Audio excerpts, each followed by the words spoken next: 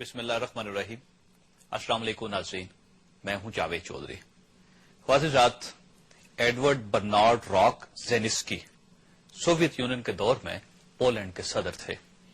ان کی عادات امریکہ کے موجودہ صدر جارج ڈبلیو بش سے ملتی جلتی تھیں۔ چنانچہ 80 کی دہائی میں یورپ میں ان کے بارے میں بے شمار دلچسپ لطائف مشہور تھے۔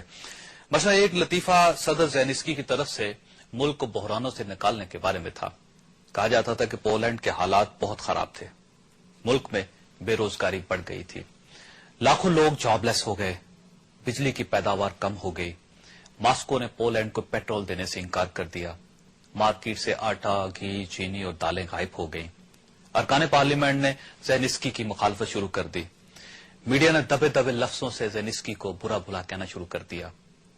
جرمنی، فرانس اور برطانیہ نے پولینڈ کو دبانے کے لیے مشترکہ جنگی مشقیں شروع کر اپوزیشن جماعتیں صدر زینسکی کے خلاف اکٹھی ہونے لگی۔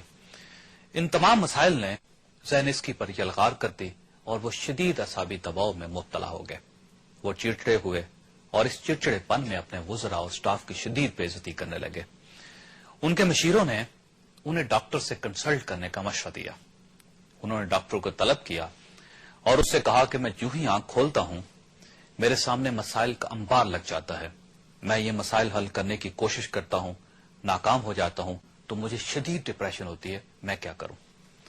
ڈاکٹر نے چند لمحے سوچا اور اس کے بعد عرض کیا کہ میرے پاس ایک ایسی دوا موجود ہے جس کی مدد سے آپ ملک کے تمام مسائل چٹکی بجا کر حل کر دیں گے۔ صدر زینسکی خوش ہو گئے اور انہوں نے ڈاکٹر سے کہا کہ مجھے فوراً یہ دوا دے دو۔ ڈاکٹر نے صدر کو لٹایا اور ان کے دونوں کانوں میں دوا ڈال دی۔ صدر کو سلام کیا اور واپس چلا گیا۔ دوا کے چند لمحے بعد صدر کی طبیعت میں خوشگوار تبدیلی آ گئی۔ انہوں نے اپنے سٹاف اور وزراء کے ساتھ خوب گپ شپ کی۔ وہ جنرل پبلک میں چلے گئے۔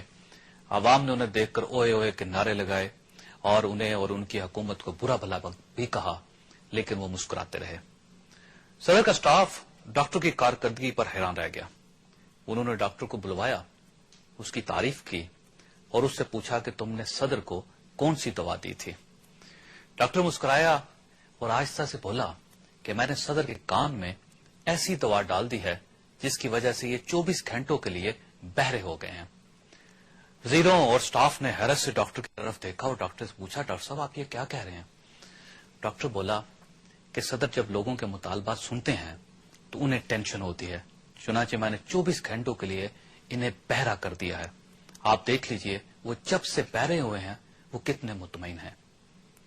ناظرین، ملک کے مسائل جب بڑھ جائیں اور حکمران ان مسائل کو حل کرنے میں ناکام ہو جائیں تو پیچھے صرف وہی نسخہ بچتا ہے جو ڈاکٹر نے پولینڈ کے صدر کے لیے استعمال کیا تھا۔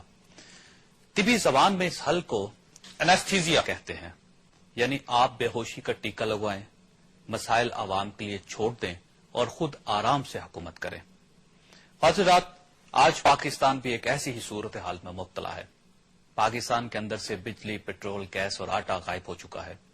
بے روزگاری میں 30% اضافہ ہو گیا، مہنگائی 35% بڑھ چکی ہے اور ڈالر 80 روپے میں مل رہا ہے۔ ملک میں شہر شہر ہنگامے اور احتجاج چل رہے ہیں۔ لوگوں نے حکومتی پارٹی کے جھنڈے اور بینر جلانا شروع کر دیے ہیں۔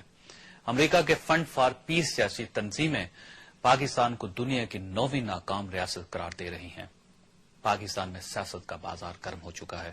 پاکستان مسلم لیگ نون اور پاکستان پیپلز پارٹی ایک دوسرے کے سامنے صف آ رہا ہیں۔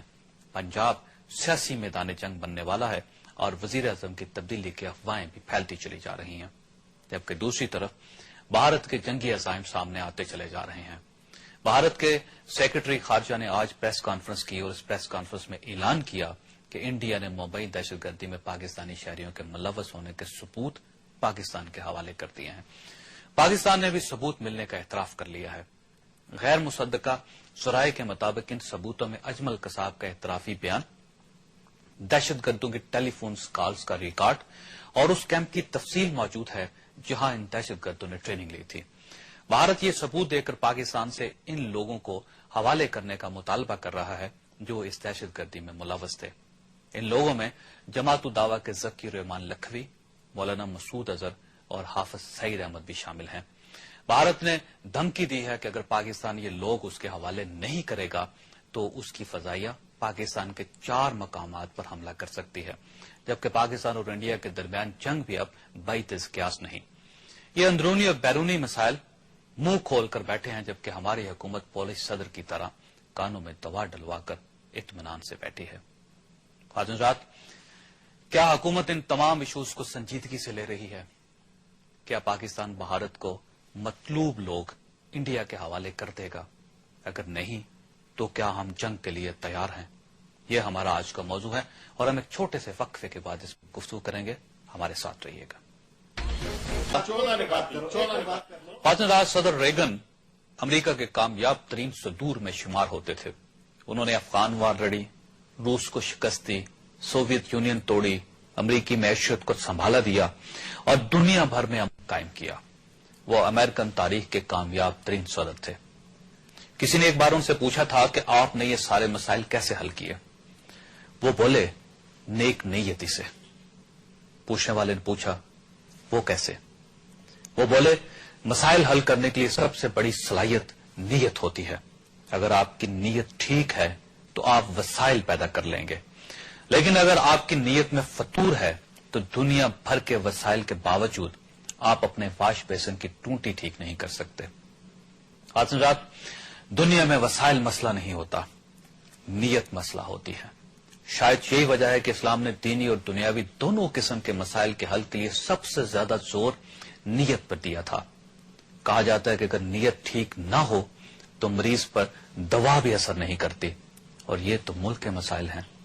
ये तो 17 करोड़ लोगों के मसले हैं, और ये मसले नेक नीति के बगैर कैसे हल हो सकते हैं?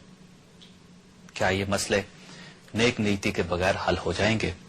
इस सवाल का जवाब आप भी तलाश कीजिए और मैं भी तलाश करता हूं।